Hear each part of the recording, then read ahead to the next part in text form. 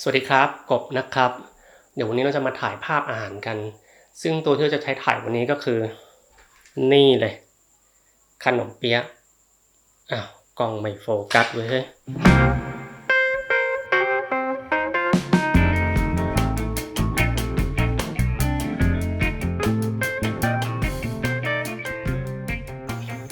วันนี้เราจะถ่ายกันโดยใช้ไฟแค่ดวงเดียวนะครับเป็นไฟต่อเนื่องยี่ห้อตืด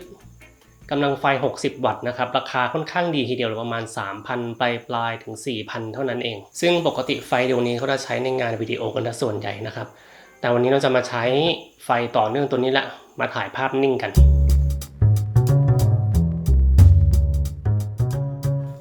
ก่อนอื่นเรามาดูเทคนิคพื้นฐานในการถ่ายภาพอาหารก่อนนะครับข้อแรกเลยคือเราจะถ่ายแบบย้อนแสงคือเราจะไม่ใช้ไฟส่องลงไปทางด้านหน้าของตัวอาหารเราจะใช้ไฟเนี่ยส่องมาจากตัวด้านหลังของอาหารทำให้ภาพที่ได้เนี่ยมันดูสวยแล้วก็ดูมีมิติมากกว่าอย่าง2ภาพเนี่ยเราเซตค่ากล้องไม่เหมือนกันเลยถ่ายที่กำลังไฟเดียวกันเลยจะต่างกันตรงที่ภาพด้านซ้ายเนี่ยเรายิงแสงมาจากด้านหน้าส่วนภาพด้านขวาเนี่ยเราจัดไฟให้แสงเนี่ยยิงมาจากด้านหลังก็เป็นเรื่องปกติมีแสงมันก็ต้องมีเงานะยิ่งเราใช้ไฟดวงเดียวแล้วเนี่ยพอเราถ่ายภาพแบบนี้มันก็จะเกิดเงาเกิดขึ้นอีกฝั่งของตัวอาหารซึ่งบางทีถ้ามันมืดเกินไปเนี่ยเราสามารถแก้ได้โดยการใช้ตัวแผ่นอะไรก็ได้สีขาวนะครับมาสะท้อนแสงเพื่อที่จะทำให้ด้านมืดเนี่ยมันสว่างขึ้นถ้าอยากให้สว่างมากก็ขยับไปใกล้ๆแต่ถ้าเกิดอยากให้มันสว่างน้อยก็ถอยห่างออกหน่อยหรือจะใช้เป็นกระดาษแข็งหรือฟิวเจอร์บอร์ดก็ได้นะครับแต่ถ้าเกิดว่ามีงบประมาณหน่อยก็นี่เลย Reflex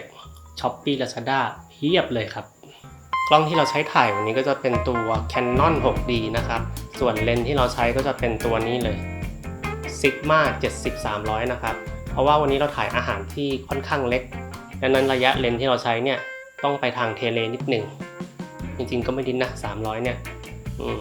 โอเคเดี๋ยวเรามาเริ่มถ่ายกันเลยนะครับพร็อพที่เราใช้วันนี้ก็จะเป็นถังไม้ตีข้าวนะครับซึ่งถ้าไม่มีเราก็ใช้อย่างอื่นแทนได้พวกเขียงไม้หรือจะเป็นถาดไม้ก็ได้อันต่อไปก็เป็นจานกาน้ำชาแล้วก็ถ้วยชาครับเหมือนที่บอกไว้เมื่อกี้นะครับเราจะตั้งไฟไว้ด้านหลังของตัวอาหารเยื้องมันด้านข้างนิดหนึ่งอีกตัวหนึ่งที่เราจะใช้วันนี้นะครับก็คือนี่เข่งขนมจีบนั่นเองครับซึ่งเราจะใช้มันกั้นแสงเพื่อที่จะให้แสงเนี่ยมันออกอารมณ์เหมือนแสงแดดที่ส่องผ่านหน้าต่างในช่วงเช้าๆเนี่ยครับอันนี้เราถ่ายที่กำลังไฟ 100% เลยนะครับอันนี้เราลองปรับมุมมันหน่อย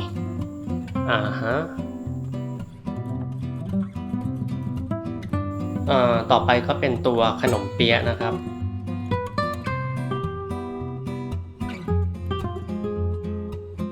เดี๋ยวเราปรับมุมแสงนิดหน่อยโอเคเราปรับเป็นแนวตั้งถ้วยชามันดูใหญ่เกินหน้าเกินตาขนมเปี๊ยะไปหน่อยนะเดี๋ยวเราเปลี่ยนใช้ตัวที่มันเล็กกว่านะ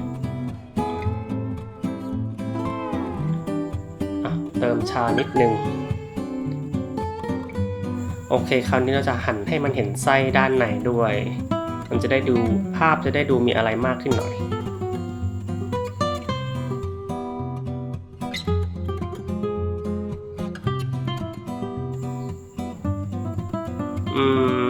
3 ชิ้นมันดูแน่นไปหน่อยนะครับเดี๋ยวเราออกอันหนึ่งพยายามปรับมุมให้ด้านไส้ขนมเปี๊ยะเนี่ยมันหันหน้ารับแสงนิดนึงคราวนี้เราจะเอากระดาษแข็งนะครับมาตั้งทางด้านซ้ายเพื่อสะท้อนแสงให้มุมซ้ายของภาพเนี่ยมันสว่างขึ้นนิดนึงมันก็ยังดูแบนๆไปนิดนึงนะครับเดี๋ยวเราใช้ทิชชู่นะครับดันหลังมันหน่อย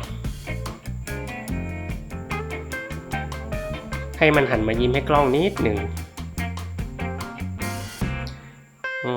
จัดระเบียบสังคมอีกนิด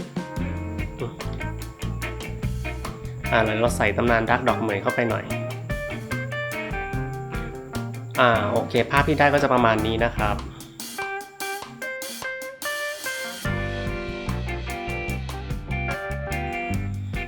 แต่ดูไปตัวกาน้ำชามันดูใหญ่ไปหน่อยลองเอาออกหน่อยเอาถ้วยชามาใส่แทนจัดระเบียบสังคมอีกนิดนึงโอเคภาพที่ได้ก็จะประมาณนี้นะครับ